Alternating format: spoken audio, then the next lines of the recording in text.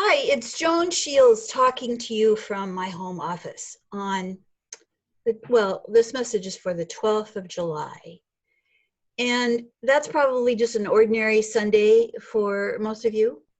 For me, it's a big day. It's one of the big days of my year because it's the birthday of my dear Henry David Thoreau, one of my great heroes. If you've ever heard me talk, I probably talked about him.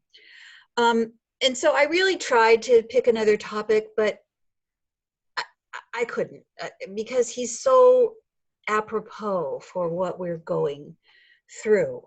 Um, Besides it being his birthday, it's exactly 175 years ago this month that Henry moved into his little cabin on Walden Pond near Concord, Massachusetts, and had the experience that would become a book. And I'm going to show you the original cover of the book, Walden, or Life in the Woods.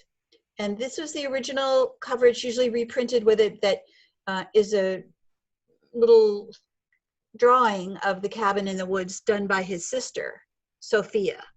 Henry never liked the picture because he didn't think it was accurate, but most people do.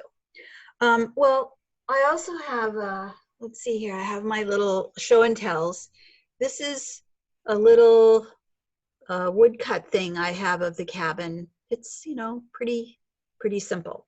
So this experience that he had for 2 years and 2 months and 2 days in the cabin became this memoir, for lack of a better categorization, part of the American canon. It's about a lot of things, ostensibly about 1 year spent in nature at the pond, but it's about a lot of things. Now, I have my picture of Henry. I have to remember that everyone isn't as familiar with him as I am.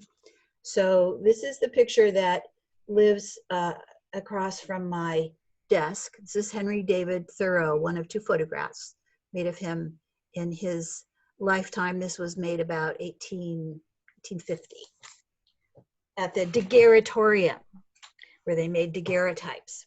Okay, so I want to start out by saying that Henry was not a hermit, and he was not running away when he went to live at the pond. He made a deliberate choice to have an experience of, guess what, social isolation, to spend time by himself. Now, he didn't shun people or shun society. He often went out for supplies. He often visited people in town. Some people say he had dinner at Emerson's house every Sunday. I'm not sure that's exactly true, but he wasn't a hermit, but he wanted to have this time alone to focus on what a simple and pure life would be. So here's in this little cabin, in the woods, like us, except we have better internet.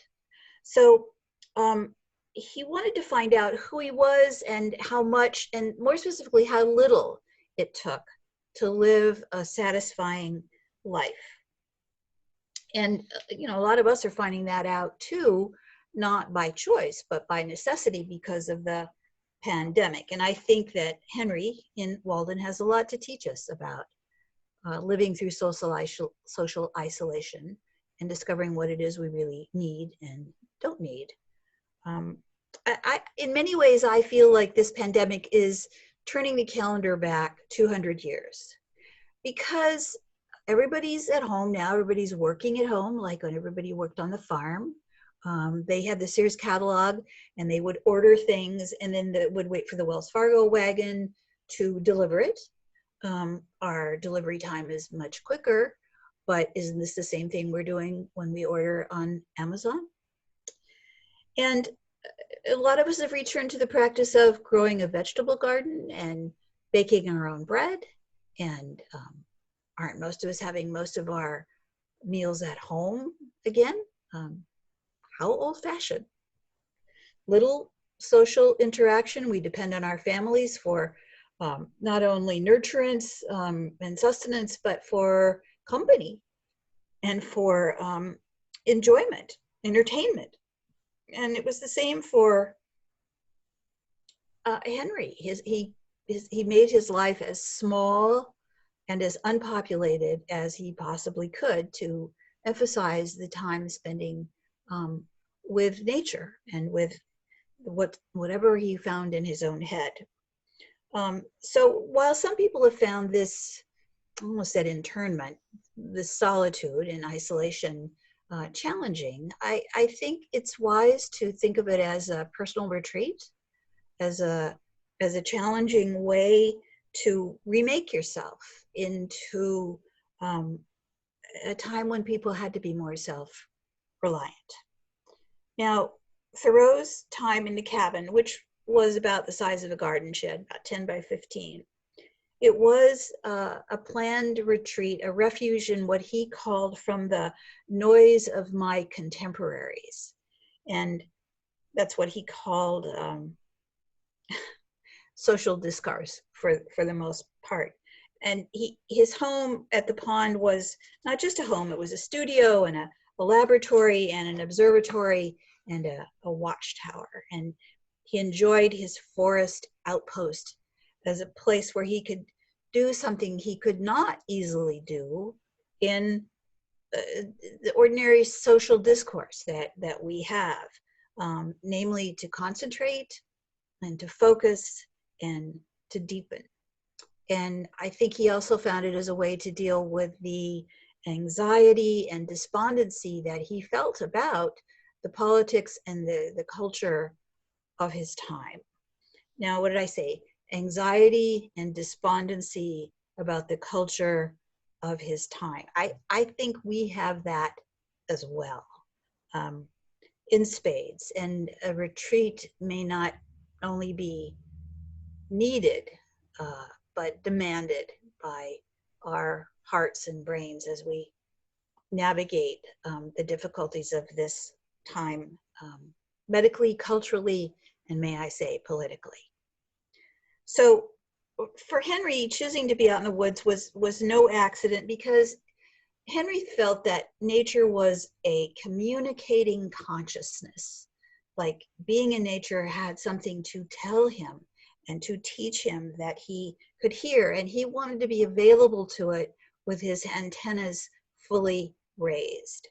And in these pandemic months, without a social calendar being filled up and the commercial holidays being abandoned, postponed, ignored, and not a lot of people-filled activities, I think I have noticed that there's a lot more time to appreciate the presence of nature and the fact that the days slowly grew longer. The sun was higher in the sky, the moon was higher in the sky, and it got warmer. And now it's growing hotter. And I've had time to really absorb how those things affect my body and my brain, my psychology. I've had time to process the effects that the world has on me, and not to mention the beauty of spring and the glorious explosion of color and life that happens around us. My daily companion is my vegetable garden. It's taught me a lot about patience and about the randomness of failure and of success, and reminded me that failure and success are almost as random as the tomatoes are in the rest of my life.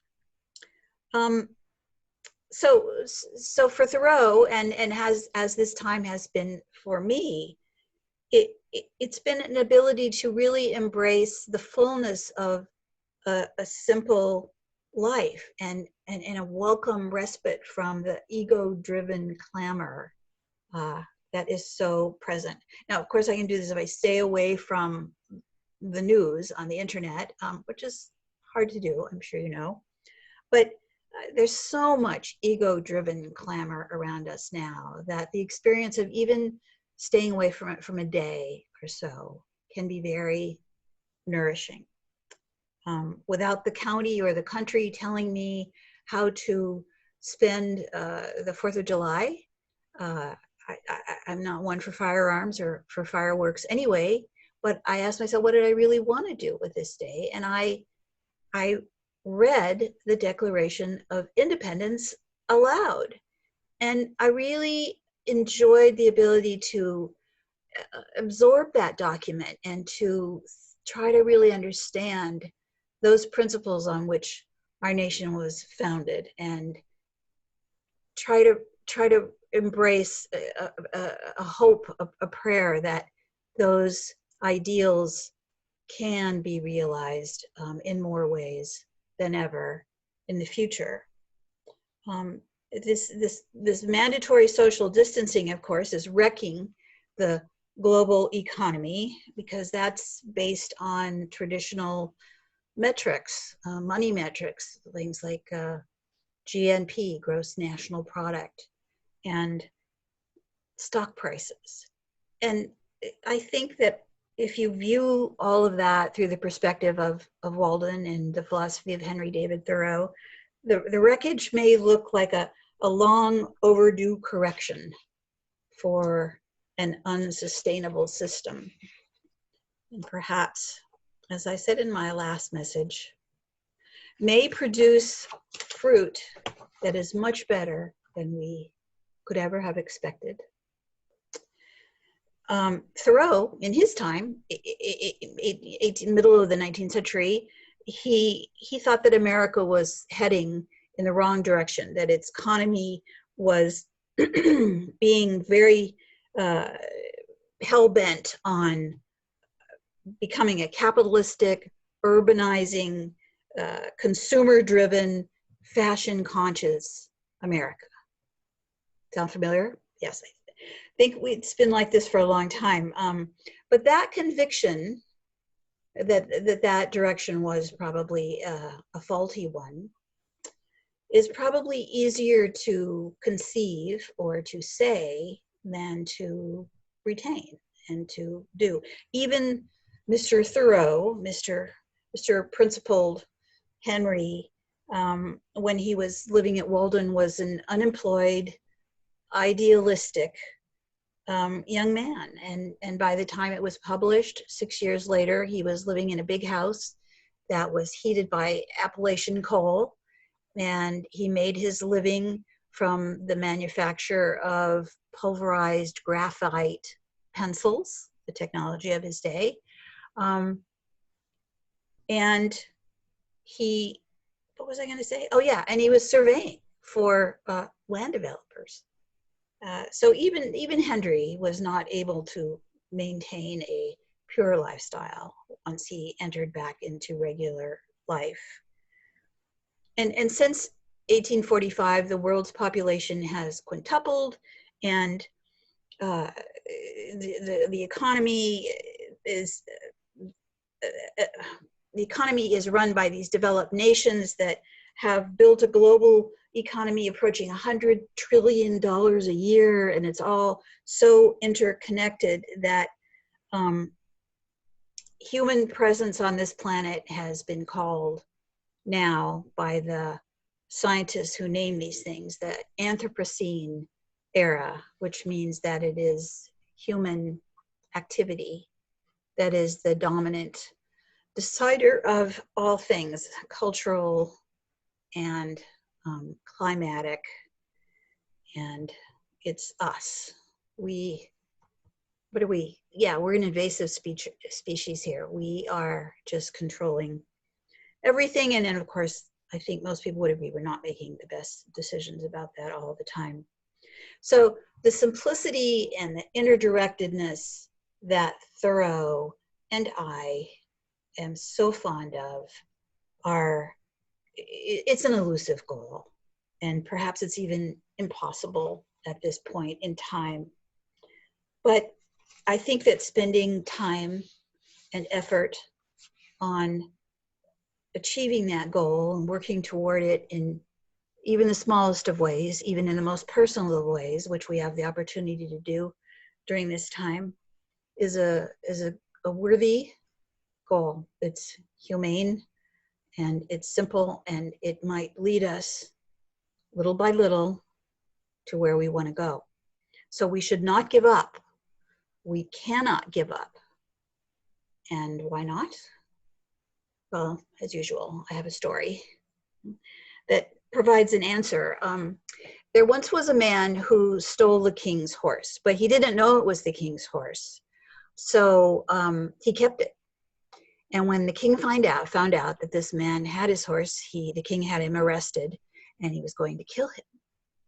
But the man said to the king, he said, "Oh, no, I'm sorry, and I'm willing to take my punishment and everything, but did you know, Your Highness, that I could teach this horse to talk?" And the king thought for a minute, and he said, and before he could finish thinking, the man said, "And wouldn't you be a very impressive king, what with a talking horse and all?" So again, the king thought about it, and he thought, what do I have to lose? Sure, I'll give you a year. So the man takes off with the horse, and his friend said, "You are crazy." And the man says, "Hey, the king could die. I could die. The world could end. And you know what? There is a chance that the horse will talk." You have to believe that anything can happen. Peace be with you.